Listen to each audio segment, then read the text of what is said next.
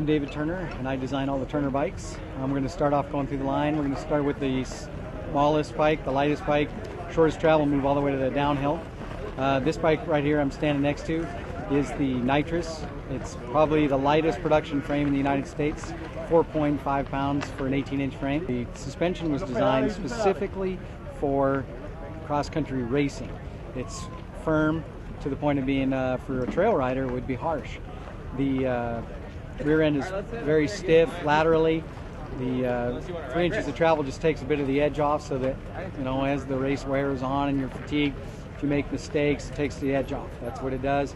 The top tube, it's the longest top tube we do and the steepest head angle, so that it gets you into that, you know, race, basically encouraging you to suffer position with the long top tube. The head tube, the relationship between the bottom bracket and the head tube is also the lowest. Stays are very short, so when you stand up, you don't have to be focusing really hard to keep traction, especially with most of the tires being almost semi-slicks for cross-country racing. This is the Flux. The Flux has been around with us for, I don't know, 4 years now. It's been running pretty well. It's a very light cross-country frame. Traditionally, it's been 5.5 pounds for a medium. That's with seat clamps, shock, bolts, no bullshit, derailleur hangers, everything ready to build at 5.5 pounds for a medium-sized frame.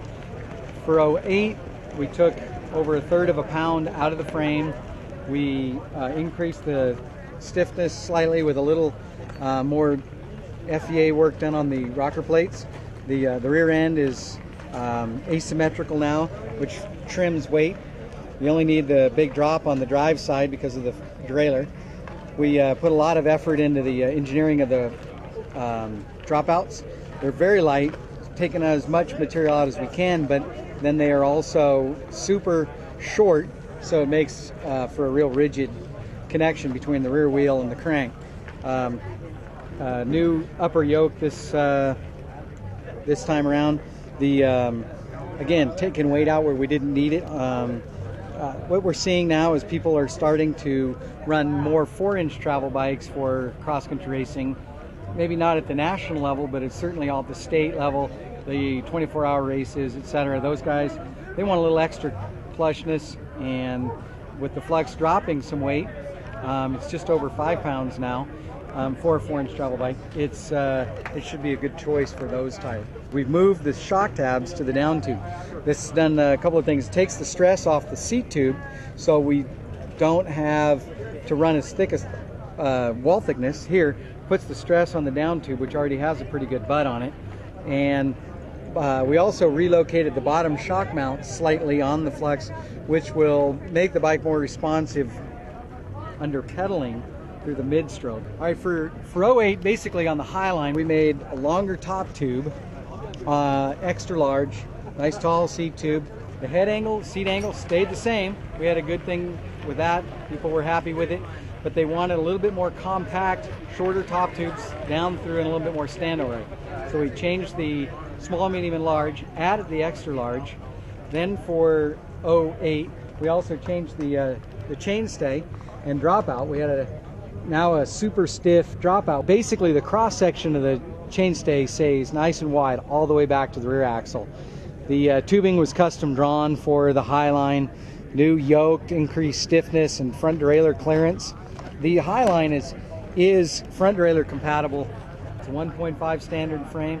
That way it allows people to run these zero stack headsets if you want, which can change the front end geometry slightly. Put a 0 in there, lower the nose down. We have the same dropout derailleur hanger setup as the DHR.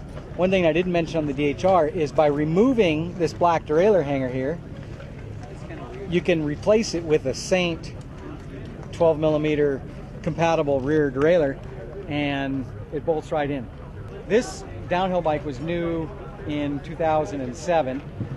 We did not make a whole bunch of them because they were introduced late, so we're producing them for the first time in Turner history. We're going to produce a downhill bike now all the way through the year. This bike here, obviously a descendant of all the original DHRs with the linkage driven shock.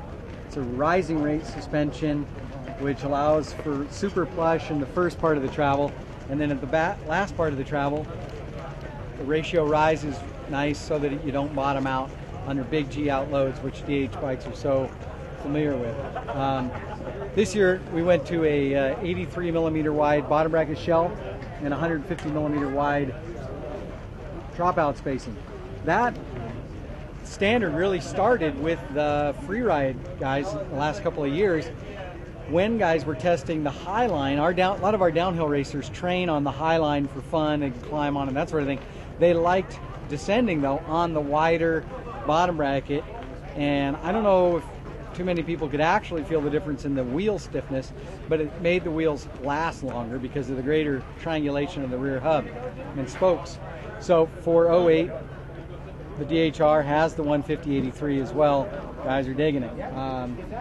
This year we went to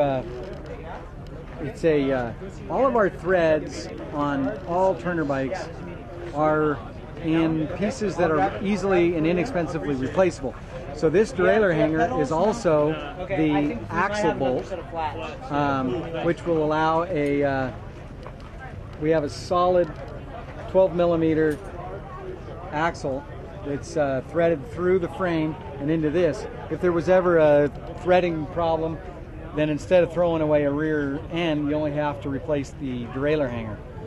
The derailleur hanger is held on by a chainring bolt, so when you drop your wheel, you're not chasing the nut around.